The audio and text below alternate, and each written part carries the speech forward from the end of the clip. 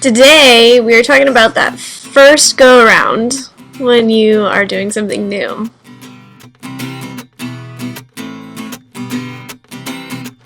Good morning, loves.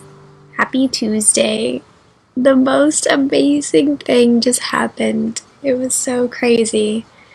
I was sitting here taking in the morning, and then all of a sudden it just starts like lightly misting. It's like raining, and I could still kind of see it, but it was raining so softly that you could just barely hear it. And with the sun coming up and that rain, oh my gosh, that was so pretty. What a beautiful thing to witness first thing in the morning. I'm so excited. If you're in Kennewick, look out your window. Or in the Tri-Cities, you might be able to see it. It's still kind of fading off. That's beautiful. Well, I hope that you guys are having a great start to your morning. Today, we are talking about that first go around when you are doing something new. So I want you to think about the things that you've always wanted to do, but you never felt confident enough to do it. Because those are the things that we should probably be doing. And the more I explore in this life, the more I find that to be true. In my eye. The more I step out of my comfort zone and I do things that I feel like, oh my gosh, I could never do that. And then I slowly work my way through it, and then I do it, and I'm like, holy cow, I can do that. And then I kind of prove to myself that I can do these things, and it gives me a little bit more confidence moving into my next venture. So the first round, I want to share the story with you because it's probably the most fresh. Well, I can't say it's the most fresh anymore, but it's still a pretty big turning point in my life. But when I first decided that I was going to start podcasting, I didn't know anything about how the process worked. I obviously knew that it was, recorded content, mostly conversations, and it was a great way to get a message out about whatever it is that you feel passionate about. So that's all I knew about podcasts. And so I had to do the whole back end of learning all of the technical side of how to actually do this thing. So I spent probably at least a month, maybe a month and a half, researching all of the different techniques, because there's a lot of different ways to go about producing audio content. There's a lot of different programs you can use. There are a lot of different audio hosts online to use. There's a ton of different equipment that you have to research, like what mic are you going to use?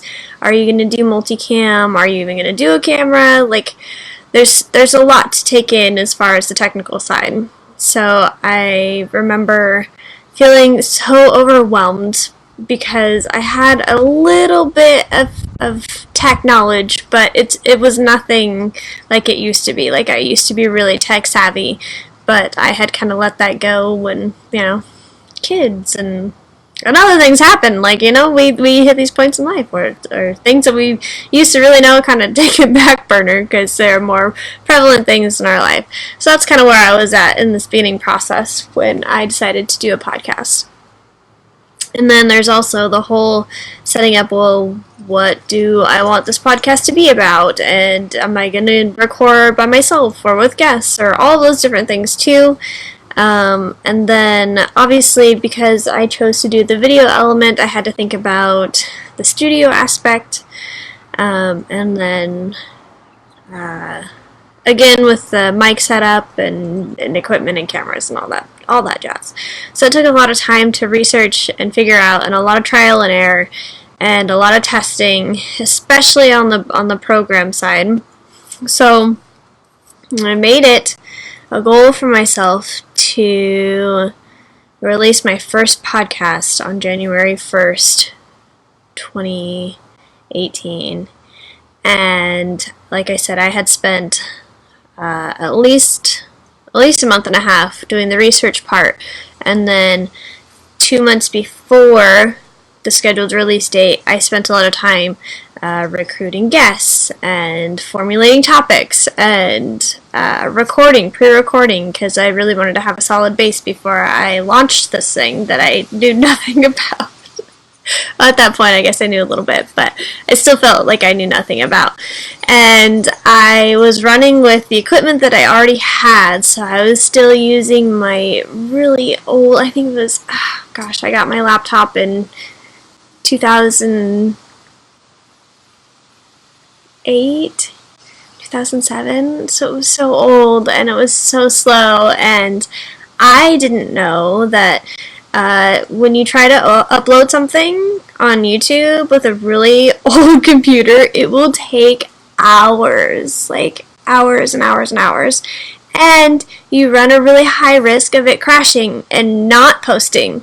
So I remember sitting there on New Year's Eve trying to upload this very first recording with Crystal, my friend Crystal, and I was just like, I was trying not to cry. I was so frustrated with my computer because it was not doing what I was supposed to be doing, and I kind of halfway knew how to upload this thing. Like, I was like really not familiar with it, and I was just praying. I was keeping my fingers crossed that I was actually doing this thing right.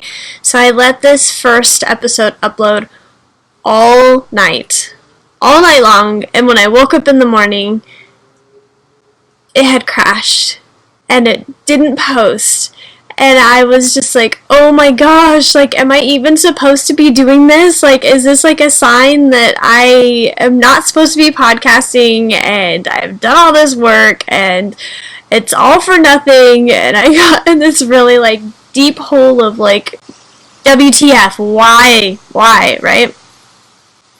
So I did eventually, after many hours of waiting for this first podcast to upload, I finally got it up. I think it was just after midnight, so technically it was early in the morning on January 2nd.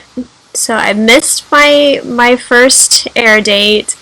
I was completely frustrated with the process, and not to mention the editing I had to do before this whole like faux pas with the upload. Like, I didn't really have the best editing software to be able to put intros and closing and